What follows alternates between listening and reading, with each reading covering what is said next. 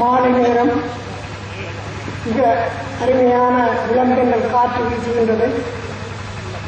இருப்பதற்கும் ஒரு சந்தோஷமான நேரம். இந்த நேரத்தில் வருகின்ற 17ஆம் தேதி நடக்கின்ற இலங்கையின் பாராளுமன்ற பொதுத் தேர்தலில் வாக்களிப்பதற்காக போட்டியிடுகின்ற எமது வேட்பாளர்களும் அவர்களை பாராளுமன்றத்துக்கு அனுப்புகின்ற வாக்குகளை செலுத்துகின்ற அந்த மதிப்புமிக்க மனிதர்களாகிய நீங்களும் ஒன்றாக நீங்களும் ஒன்றாக கூடியிருக்கின்றோம். இந்த நேரத்திலே இந்த நிகழ்வுக்கு தலைவராக இருக்கின்ற தம்பி குவேந்திரன் அவர்களே, கிளிநொச்சியின் பாராளுமன்ற உறுப்பினர்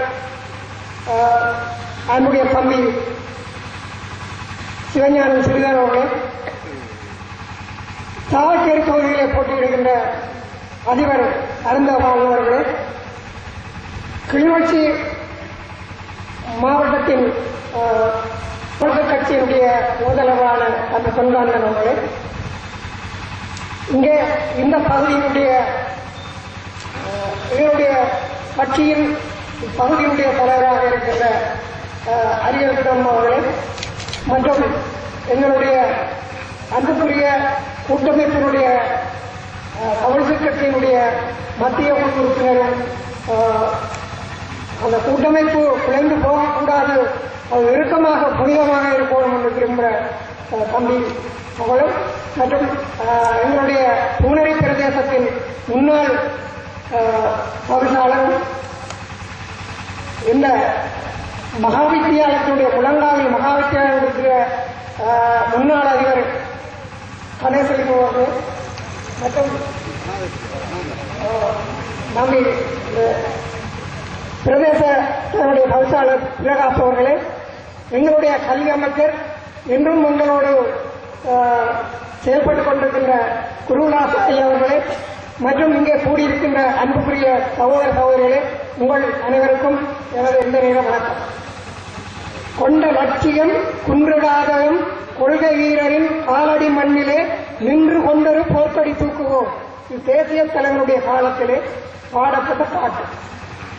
இந்த மண்டபத்திலே பல நூற்றுக்கணக்கான மாவீரர்களை கொண்டு வந்து அவர்களுக்கு பூ போட்டு அவர்கள் புதகுழியிலே கொண்டு போய் அவர்கள் வித்துடலை விதைத்து மண் போட்ட இடம் இந்த முழங்கால்.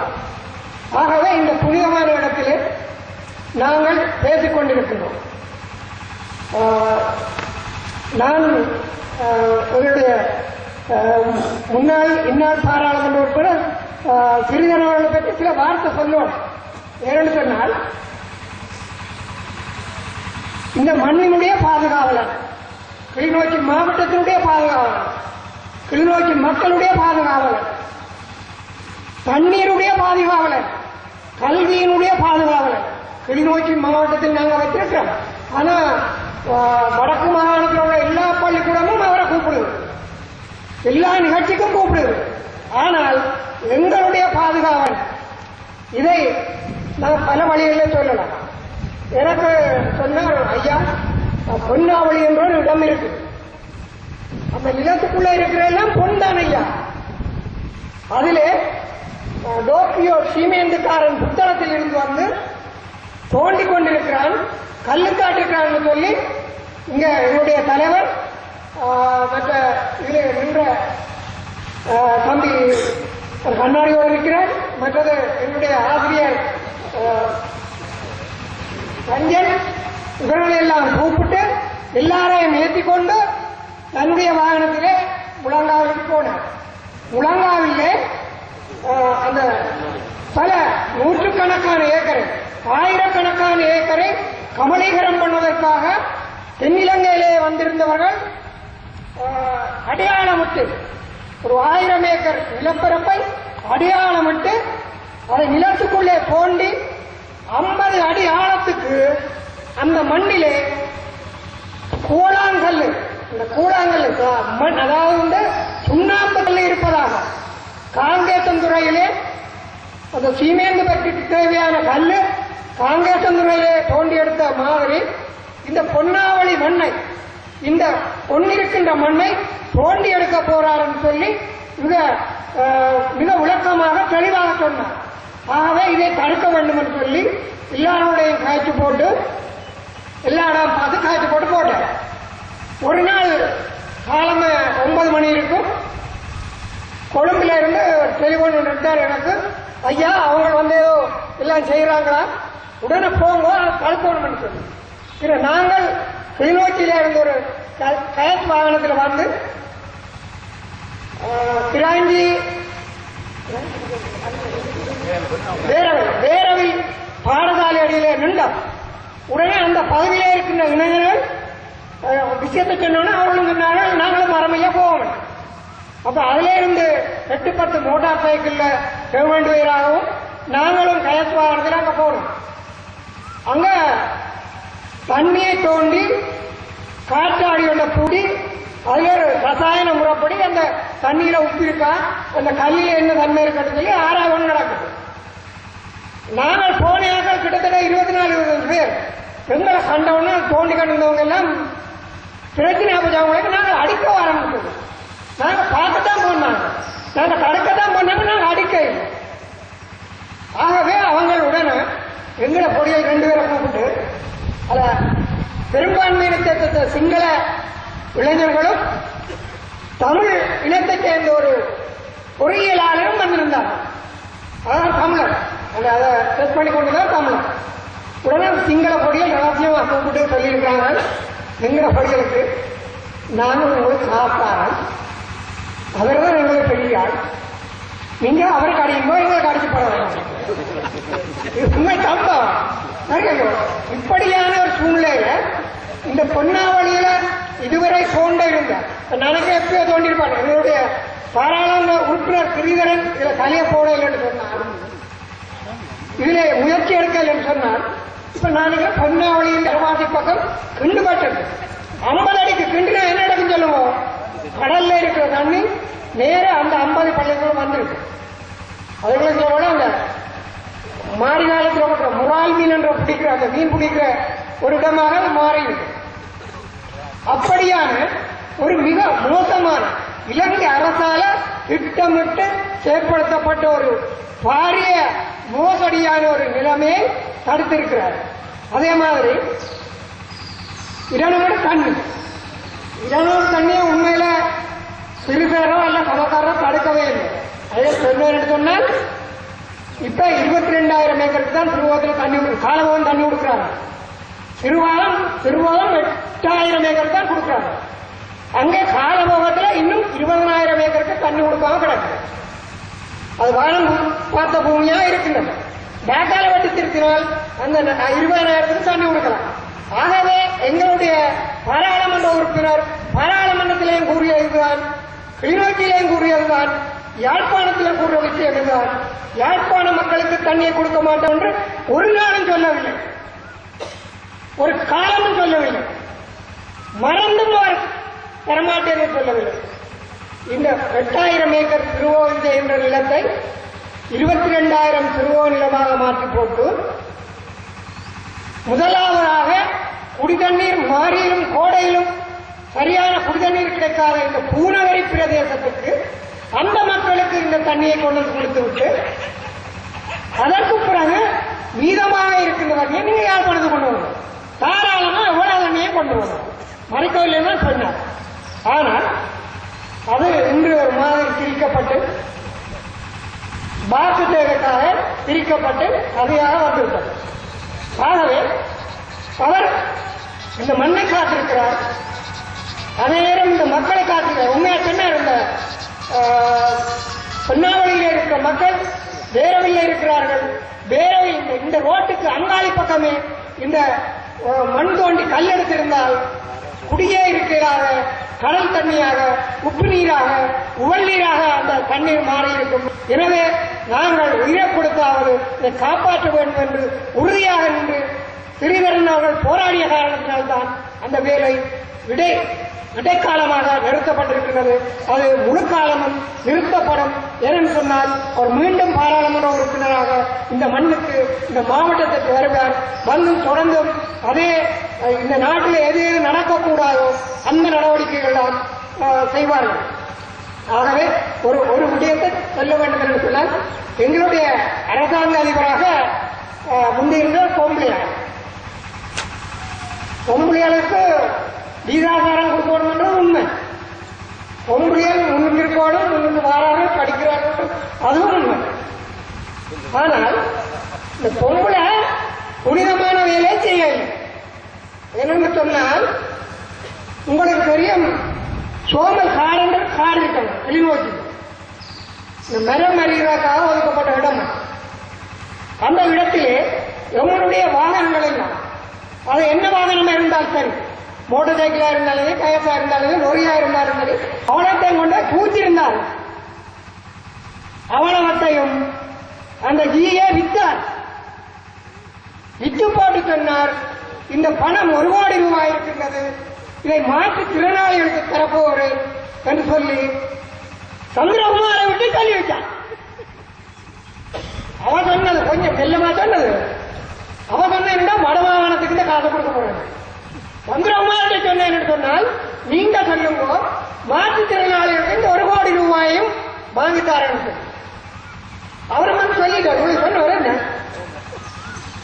1 கோடி ரூபாயும் உங்களுக்கு தரப்போறேன்னு சொல்லி போட்டார்.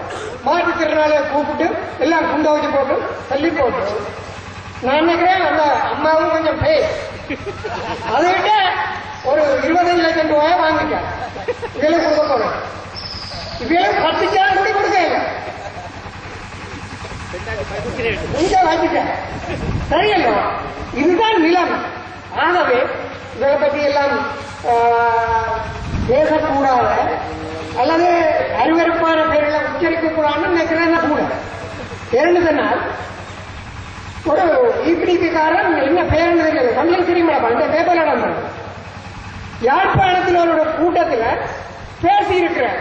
நேற்று என்ன பேசியிருக்கிறார் என்று சொன்னால், பிரபாகரனுடைய தலையை முத்திரையில உங்களாலே அடிக்க இயலுமோ, கூட்டமைப்புக்காரர் அடிக்க இயலும்னு கேட்டிருக்கிறார். அதுக்கு பிறகு இந்த விஷயத்தை தான் பேப்பரை கொடுக்கிறாரா, பத்திரிகைக்கு தான் கேட்ட கேள்விக்கு பத்திரிகை கொடுக்கிறாங்க. அந்த பரதேசிக்கு நான் சொல்ல விரும்புகிறேன் என்றால், நாங்க என்னதை கேட்கிறோம், சமஸ்தி கேட்கிறோம், எங்களுக்கான ஆட்சியை கேட்கிறோம், எங்களை சுயங்க உரிமையா கேட்கிறோம். அடே பரதேசியலை, நீங்களும் அந்த அரசாங்கத்தில் இருந்தீங்களானே, சுயங்க உரிமையை தந்து ஓட்டு பாருங்களா.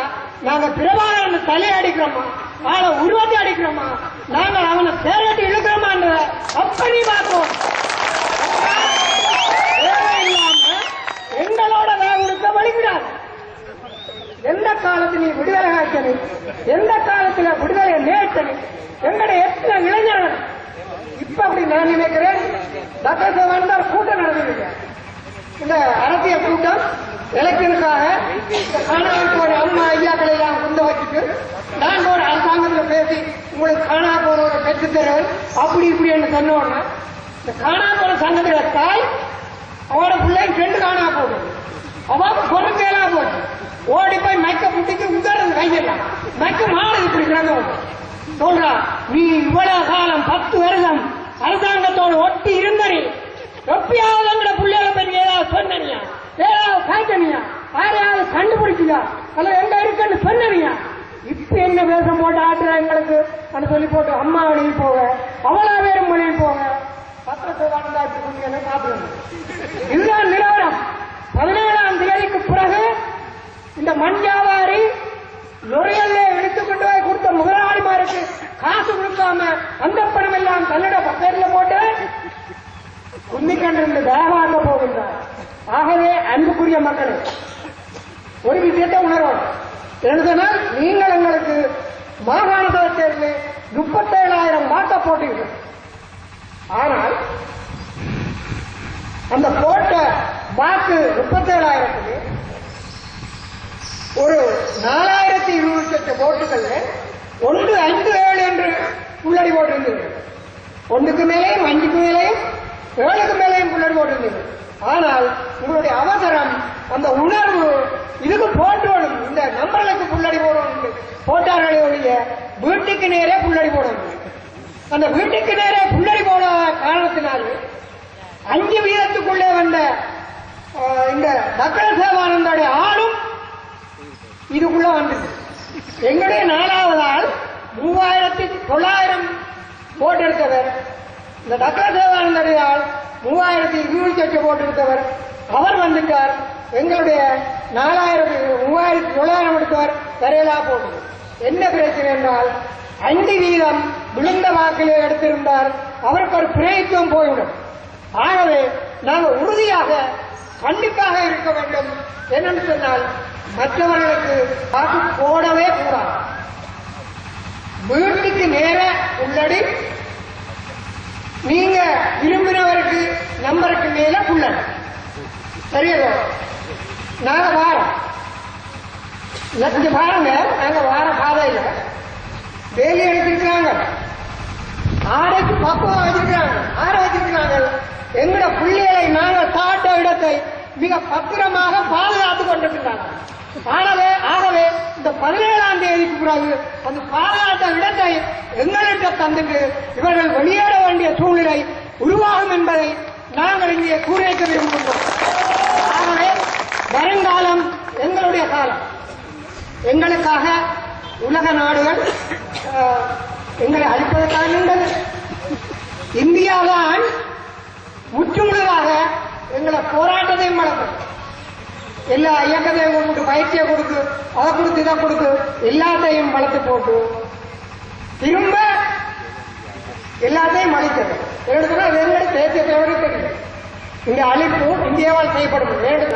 பங்களாதேஷிலே பாகிஸ்தான், மேற்கு பாகிஸ்தான் பங்களாதேஷை இந்தியாதான் பயிற்சி கொடுத்து தன்னுடைய ராணுவத்தை வைத்து பிடித்து கொடுத்தது.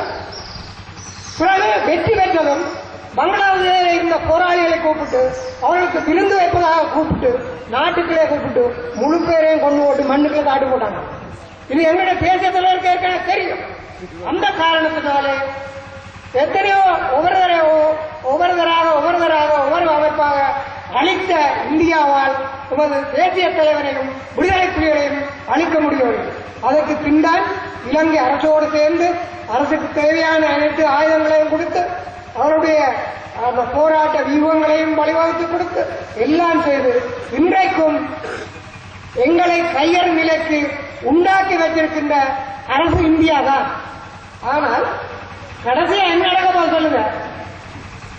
இப்பொழுது சீனாவோடு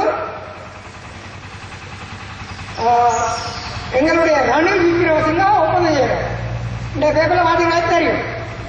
அவருக்கு சம்பந்தமான ஒப்பந்தங்களை சீனாவோடு செய்ய போகின்றார். சீனாவோடு செய்கின்ற ஒப்பந்தத்தால கடைசியா இலங்கையில நிற்கணும்னா எங்கட மக்கள் எங்கட மண்ணில் இந்தியா நிற்கணும். வேற இடத்துல இந்தியா நிற்கலாம். அப்படி ஒரு சுத்தி வளைப்புக்குள்ள சீனாவும் இந்தியாவை சுத்தி வளைக்கின்ற ஒரு சூழ்நிலைகளை உருவாக்கி ஒரு போர் வலயம் உருவாக்கி கொண்டிருக்கு. ஆகவே வருகின்ற காலம் எமக்குரிய காலம். நாங்கள் வீட்டுக்கு நேர முதலாவது புள்ளடி போடுவோம். அரசியல் பேசுறதுக்கு 2-3 பேர் இருக்கணும். வீட்டுக்கு நேரம் ஒரு புள்ளடி போடுவோம். அதுக்கு பிறகு நம்பர்களுக்கு மேல புள்ளடி போடுவோம். எங்களுடைய சாவைச்சேருடைய வேட்பாளர் அருந்தபாலன் அதிபர்கள் வந்திருக்கிறார்கள். அவர் சாவைச்சேருடைய வேட்பாளர். நாங்களும் ஒரு போடலாம். எங்களுக்கு அவர் சாவச்சேரியில சில உதவிகளை செய்வார், நாங்களும் உதவி செய்வோம், அவரும் போடலாம். ஆனால் கிளிநொச்சி மாவட்டத்தினுடைய ஒரு பிரதிநிதி சிவஞானம் ஸ்ரீதரன் தான். நான் பார்த்தேன். இந்த கழிவுட புள்ளிகள் எல்லாம் வாய்வாட இன்னைக்கும் வாய்வாட கொடுத்து கொண்டிருக்கிறேன். பொடியை வாங்கிட்டு போறாங்க. சின்ன பிள்ளைகளும் பெரிய பிள்ளைகளும் வாங்கிட்டு போகுது. 2 பிள்ளையும் கொண்டு போகுது. கொஞ்சம் பிள்ளைகள் அப்ப வாய்ப்பாடும் கொண்டு போகுது. அப்ப நான் கேட்டேன், இந்த வாய்ப்பாடு கொண்டு போற 4-5 பொடிகள் காய்ச்சி கொண்டு போறாங்க. 2 நாள் ஆரம்பிச்சு சிறிவாத்தியா அந்த 4ஆம் ஆண்டு படிக்கிற புள்ள சொல்லிட்டு போகுது.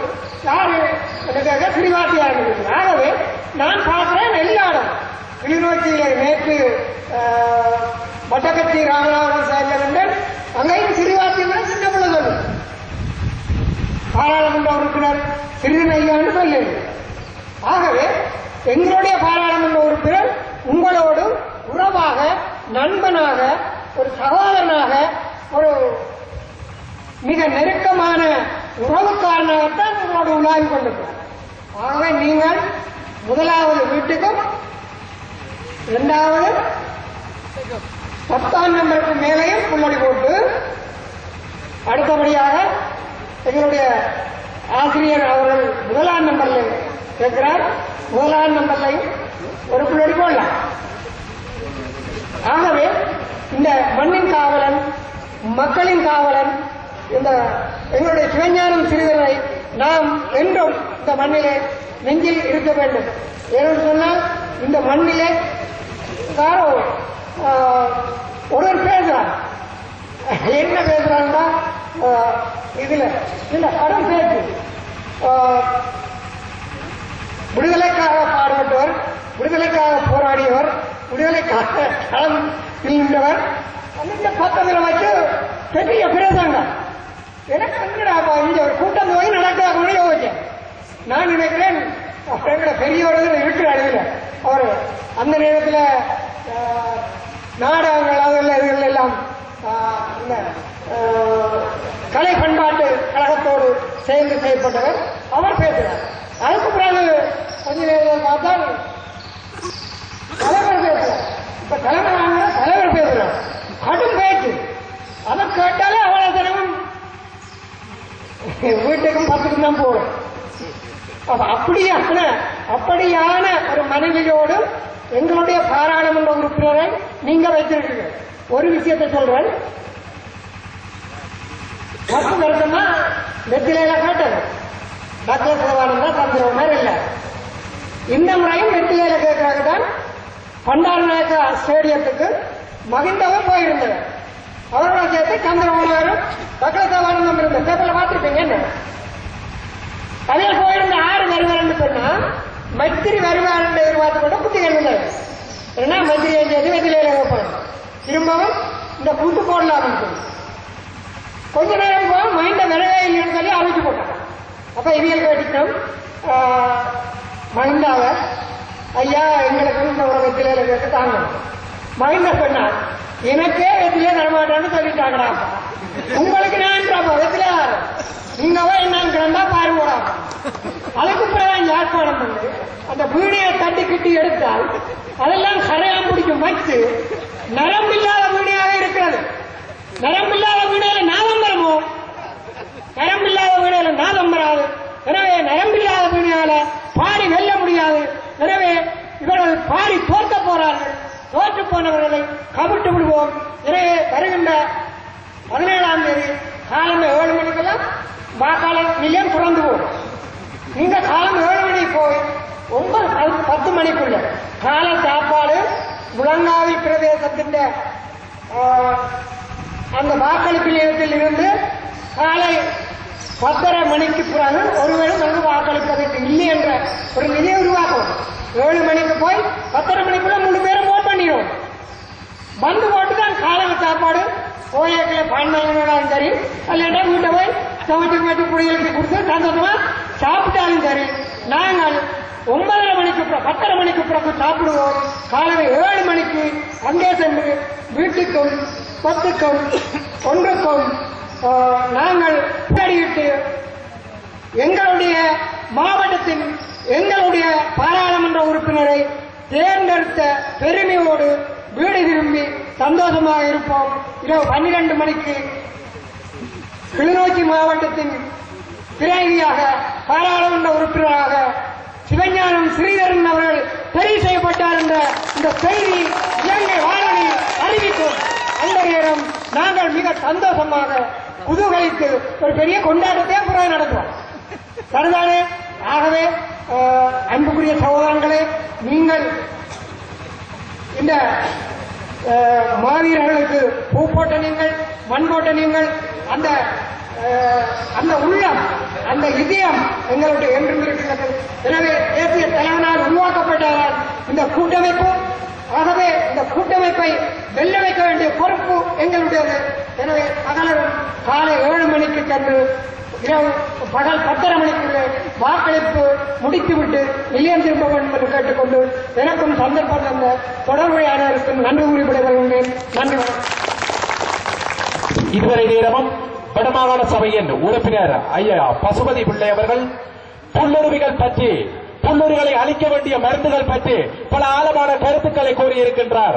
அந்த வரிசையிலே அடுத்ததாக எமது வடமாகாண சபையின் கல்வி அமைச்சர், முன்னாள் கிளிநொச்சி மாவட்ட கல்வி பணிப்பாளருமான சார் குருலராஜா அவர்கள் உங்களோடு உரையாற்றுவார்.